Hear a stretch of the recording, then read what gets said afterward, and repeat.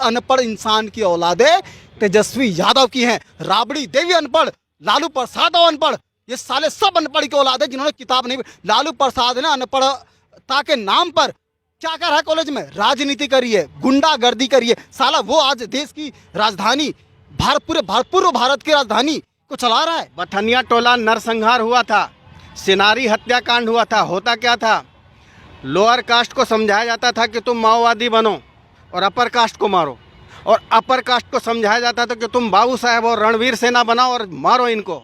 आए दिन या तो दलित गांव साफ होता था या भूमियार या राजपूत का गांव साफ होता था। दोनों को लड़वा करके और राज करता था मुसलमान और यादव। लालू प्रसाद यादव, राबड़ी देवी ऐसे ऐसे मंत्री बने हैं। कैसे बने? जब विश्वविद्यालय ही खत्म कर दिया तो वहाँ का अनपढ़ ही लोग ही तो चलाएंगे ना। और अनपढ़ लोग कैसे राजनीति चलाते हैं? कैसे चलाते हैं? माफिया राज। माफिया राज।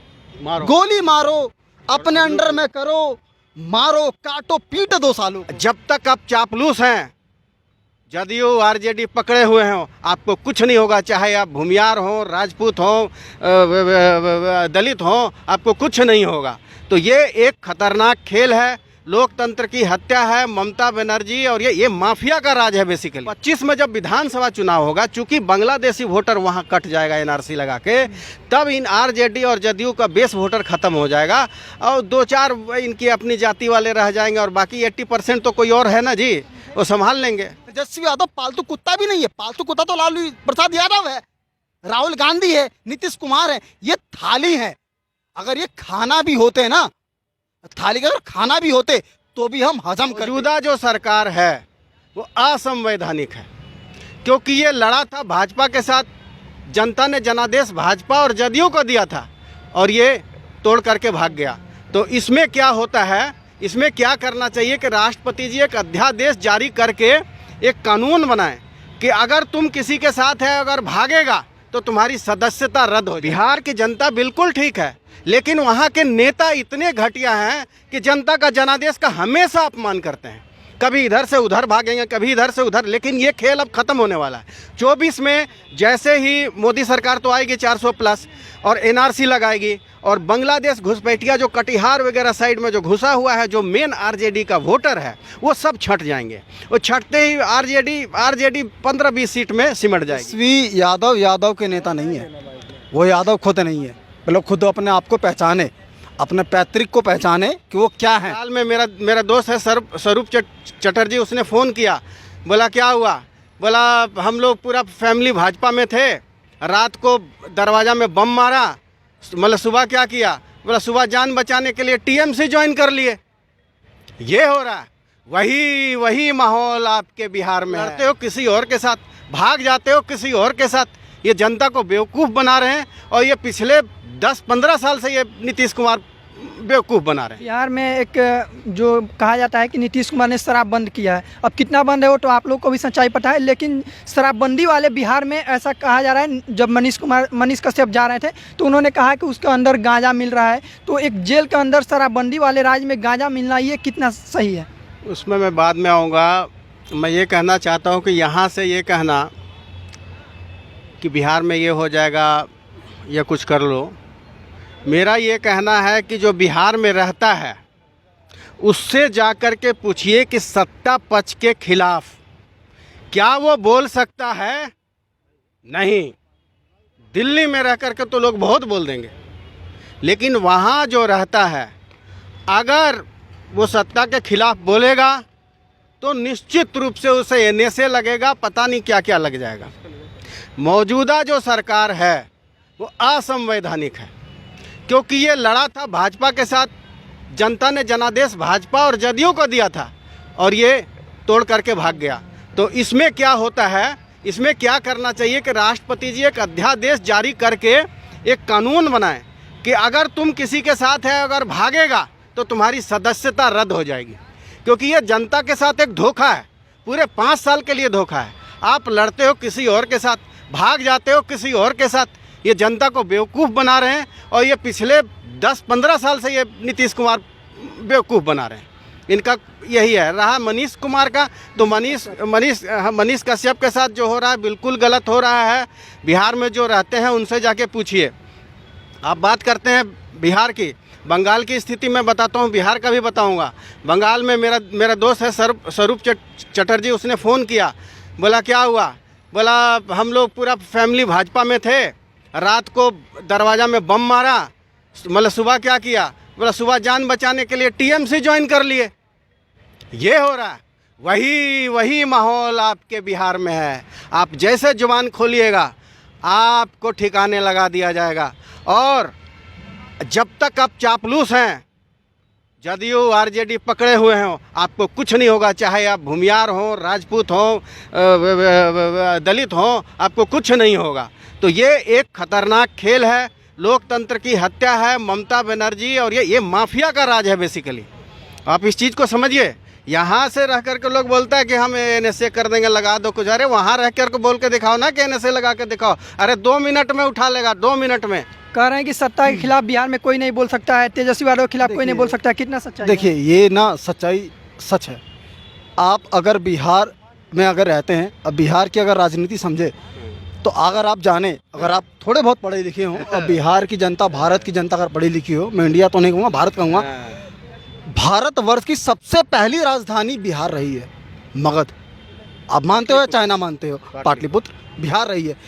बिहार पूरे विश्व का सबसे पहला विश्वविद्यालय देने वाला नालंदा है।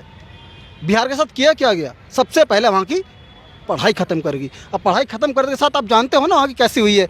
लालू प्रसाद यादव, राबड़ी देवी, ऐसे मंत्री बने हैं। कैसे बने?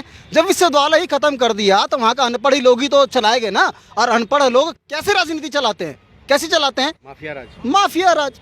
गोली मारो, अपने अंडर में करो, मारो, काटो, पीट 2 सालों को, अपहरण करवाओ। ऐसे अनपढ़ इंसान वही करता। वही अनपढ़ इंसान की औलादे तेजस्वी यादव की हैं। राबड़ी देवी अनपढ़, लालू प्रसाद अनपढ़, ये साले सब अनपढ़ की औलाद है जिन्होंने किताब नहीं। लालू प्रसाद ने अनपढ़ता के नाम पर क्या कर रहा है? कॉलेज में राजनीति करी है, गुंडागर्दी करी है। साला वो आज देश की राजधानी, पूरे भारत की राजधानी को चला रहा है। ऐसे लोगों के बेटे की संतानें क्या करेंगी? यही करेंगी, मारेंगी। के राज में क्या होता था? बथनिया टोला नरसंहार काम करेंगी। आप वहीं के पत्रकार करेंगी। ये बथनिया टोला नरसंहार हुआ था, सिनारी हत्याकांड हुआ था। होता क्या था? लोअर कास्ट को समझाया जाता था कि तुम माओवादी बनो और अपर कास्ट को मारो, और अपर कास्ट को समझाया जाता था कि तुम बाबू साहब और रणवीर सेना बनाओ और मारो इनको। आए दिन या तो दलित गांव साफ होता था या भूमियार या राजपूत का गांव साफ होता था। दोनों को लड़वा करके और राज करता था मुसलमान और यादव। देखो, सवाल पूछने से कुछ नहीं होता। बिहार कभी भी भविष्य में नहीं सुधर सकता। मैं आने वाले 100 सालों पर लिखकर दे सकता हूं अंकुश कुमार पाठक कि बिहार कभी भी नहीं सुधर। जब तक बिहार की जनता पढ़ी लिखी नहीं होगी तब तक कुछ नहीं हो सकता। बिहार में शिक्षता का मान स्तर इतना गिर चुका है, जिस बिहार राज्य का नीतीश कुमार ज़्यादा पढ़े लिखा ना हो, Tejashwi Yadav 9वीं fail IAS officer का इंटरव्यू ले रहा है। वन विभाग का मंत्री IAS ऑफिसर सामने बैठे हैं, वो क्या पढ़ रहा है? बताइए मुझे, क्या पढ़ रहा होगा वो? क्या बता रहा होगा उनको? मुझे ये बताइए। कुछ नहीं। वो सिर्फ पन्ना और पेज पलटने के अलावा कुछ नहीं कर सकता। अंतिम सवाल मेरा ये कि मनीष कश्यप पर आप क्या बोलिएगा? जिस मनीष कश्यप को एक देशभक्ति के रूप में देखा जा रहा है, जो उनको देशभक्त बताया जाता है, उनके समर्थक उनको देशभक्त बताते हैं, आज उनको जेल के अंदर डाल दिया गया, आज उनके आवाज़ को दबाने की कोशिश की जा रही है। इस पर आप क्या कहिएगा? देखो, अनपढ़ इंसान हमेशा पढ़े लिखों को दबाने का काम करता है। मैं शुरू से बोलता हूँ। और मनीष कश्यप भले ही ज़्यादा ही शिक्षार्था में MA PhD ना हो, पर उस मंत्री से तो ज़्यादा पढ़ा लिखा है। इंजीनियरिंग किया हुआ है उन्होंने। मंत्री से तो ज़्यादा पढ़ा लिखा है। अगर वो किसी को सच्चाई बताता है बिहार की, तो मिर्ची तो लगेगी सरकार की।